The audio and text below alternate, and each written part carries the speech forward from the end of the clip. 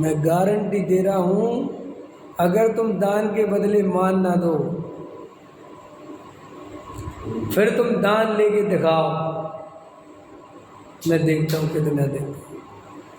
और जैनियों की सबसे बुरी हालत है इस बात में, सबसे बुरी। ये देखो अक्षरधाम है ना, इतने बड़े लेवल पे चलता है ये अक्षरधाम, आप इसका लेवल नहीं सोच सकते। पूरी दुनिया में सबसे बड़ा लेवल अगर किन्हीं का है तो अक्षरधाम वालों का है। पता है आपको मंदिर के नाम, उनसे ज़्यादा वीआईपी दुनिया में कोई मंदिर नहीं है। फिर भी आप उनके अक्षरधाम में जाओ, एक पार्टी आप एक नाम लिखा मिल जाए तो बताना, कहीं दान दातारों की लिस्ट मिल जाए तो बताना। मैं वहाँ अक्षरधाम के महंत से मिला हूँ,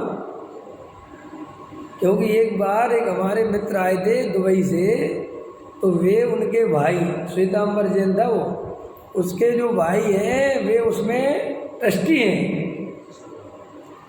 तो मैं जब गया था तो मेरे पास फ़ोन आया कि आपको हम ले चलते हैं और आपको वीआईपी तरीके से देखने मिलेगा, सब समझने मिलेगा, महेंद्र जी से मिलेंगे। उन्होंने कहा मैं आता हूँ। मैं गया तो वहाँ पर हम लोगों को बहुत व्यवस्थित तरीके से सारी रूपरेखा संचालन कैसे होता है, कैसे करते हैं, क्या है, मैंने सब समझा कि भाई कैसे सिस्टम है सब। तो उनने बताया हमारे यहाँ नियम है कि चाहे तुम 10 करोड़ का दान दो, चाहे 10 अरब का दान दो, ना तो कहीं नाम लिखा जाएगा, ना कहीं नाम बोला जाएगा, देना हो तो दो, ना जाओ। और हमारे यहाँ जितने जो काम करते हैं ये सब सेवा भाव से करते हैं, कोई इनका सम्मान नहीं, कुछ नहीं, कोई लेना नहीं, कोई सिर्फ गुरु जी की, भगवान जी की सेवा भक्ति। उन्हें कोई बस अंदर ये है कि बस सेवा भाव। कौन सा भाव? सेवा। और उनको ऐसा ट्रेंड किया जाता है कि ये सेवा भाव से बड़ा धर्म कोई दूसरा, तो करते रहते हैं, लगे रहते हैं पूरी तरह, कहीं कोई दान नहीं, कोई मतलब नहीं, एक पार्टी पे। और अपन जैनियों की क्या हालत है, अगर एक पंखा देंगे तो एक 3 पंखड़ी है ना, तो तीनों भाइयों के नाम लिखवा दें। तो अगर हमारी हालत है क्यों ऐसी, हम क्यों ऐसा तैयार नहीं कर पाए कि कोई पैसा नहीं लिया जाएगा, नाम नहीं देंगे, देना हो तो दो। क्यों? क्योंकि हम बनियाई बुद्धि वाले हैं, हम हर चीज़ का सौदा करना जानते हैं। मुझे बनियाई बुद्धि धर्म में जितनी नुकसानदायक है, किसी और क्षेत्र में हो चाहे नहीं हो, धर्म के क्षेत्र में बनियाई बुद्धि सबसे ज़्यादा नुकसानदायक है। इसलिए ये मार्ग बनियों के लिए नहीं कहा उनने क्षत्रियों का कहा, क्योंकि ये जो बनियाई बुद्धि है ये हमेशा सौदा सोचती है, हमेशा स्वार्थ सोचती है। क्या सोचती है? हम अपने बच्चों में ऐसे संस्कार देते स्वार्थ वाले, क्योंकि वो हमारी प्रवृत्ति देखते ना कि हमारे माँ बाप कैसे प्रवृत्ति करते हैं, स्वार्थ बस। वे शुरू से देखते हैं कि मानाधिक के लिए दान देते हैं, समझ में आया, तो वे भी दिखावटी बन जाते, बच्चे भी सब समझने लगते हैं, क्योंकि वो तुमसे ही तो सीखते हैं। तो ये जो हमारा जीवन है, इतना उत्कृष्ट तत्व हमारे पास होने पर भी, जबकि उनके पास नहीं है, हमारे पास दुनिया का सर्वोत्कृष्ट तत्व है, लेकिन सर्वोत्कृष्ट तत्व होने पर भी हम सर्वोत्कृष्ट नहीं हैं। क्यों? कि हमारी वो मान आदि की, लोभ आदि की वो जो प्रवृत्तियां हैं, जो वो बनियाई बुद्धि है, वो नहीं टूटती, इसलिए रिजल्ट नहीं आती। 7 तत्व जैसा मोक्ष मार्ग प्रकाशक जैसा ग्रंथ जिसके पास हो, और वो फिर भी सम्यक दर्शन प्राप्त नहीं कर पाए, तो आश्चर्य की बात है।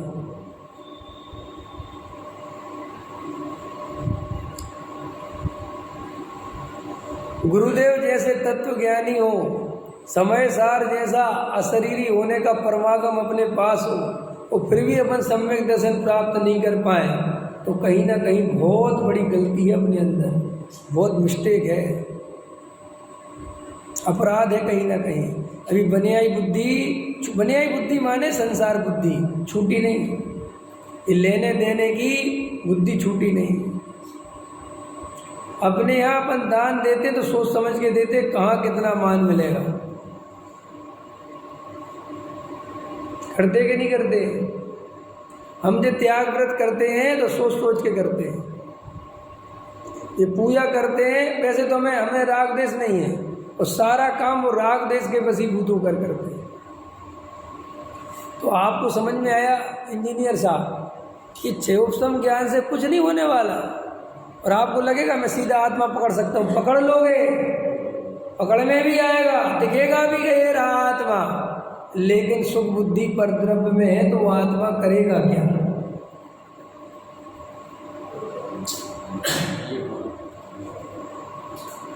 ये बहुत इंपॉर्टेंट प्रवचन कर रहा हूं मैं आपको। इस सारी दुनिया की समस्या है, ये सब समझ में तो सब आता है। अरे समझ में तो क्या नहीं आएगा, गधे थोड़ी जो समझ में नहीं आए। मनुष्य होना भाई, संगी पंचेंद्री हो, हित हित विचार करने की क्षमता मिली है। जब नींबू में नींबू, चीनी और मसाला और पता नहीं क्या क्या डाल के शिकंजी बनाते हो, और एक घूंट में पांचों के स्वाद अलग अलग कर देते हो, इतनी क्षमता लेके बैठे हो, तो आत्मा में नहीं पहचान पाओगे क्या? कोई आत्मा इतना छुपा हुआ नहीं है कि दिखता नहीं है। आत्मा आंखों से नहीं दिखता, लेकिन प्रति समय वो ही देखता है। और ऐसे आंख बंद करो, इसलिए मैं कहता हूँ, लोग कहते हैं मैं आत्मा नहीं दिखता, मैं ये कहता हूँ यार मुझे हर समय आत्मा दिखता है, तुम्हें आत्मा नहीं दिखता।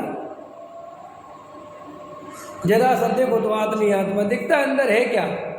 सारी शक्ति सारी ऊर्जा इस आत्मा की तो है।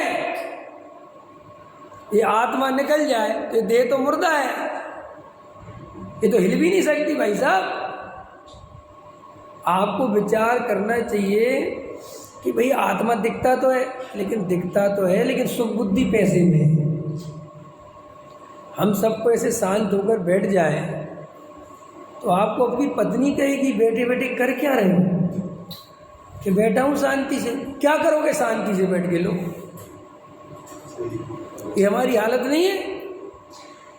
हम शांति से बैठ जाए तो हमें घर वाले बैठने देंगे? है बोलो। अरे सारा जगत तुम्हें दौड़ा रहा है, और तुम्हारी भी यही मान्यता है कि दौड़ो दौड़ो दौड़ो दौड़ो, बस इस चार गति में दौड़ो। अब आपको समझ में आई? तो ये सुख बुद्धि निकलनी चाहिए परद्रव। ये है तत्व निर्णय। तत्व निर्णय वो नहीं है कि तुमने ये देख लिया हो गया। अरे तत्व निर्णय माने पैसे में सुख नहीं है तो नहीं है, इतनी ताकत लगाओ, क्योंकि बहुत ताकत लगेगी आपकी। निकाल के देखो आप, ये बेटा मेरा नहीं है तो नहीं है, तब इस बेटे से मेरा कोई संबंध नहीं है, बोलने के लिए नहीं, बिल्कुल श्रद्धा में लगना चाहिए कि कल छूटता था आज छूट जाए, ऐसा है तब। अब यहां से तुम्हारी ताकत पता चलेगी, और जब तुम्हारी परब्रह्म में से सुख बुद्धि छूट जाएगी तो आत्मा में से सुख झर जाएगा। ऐसा स्वरूप है।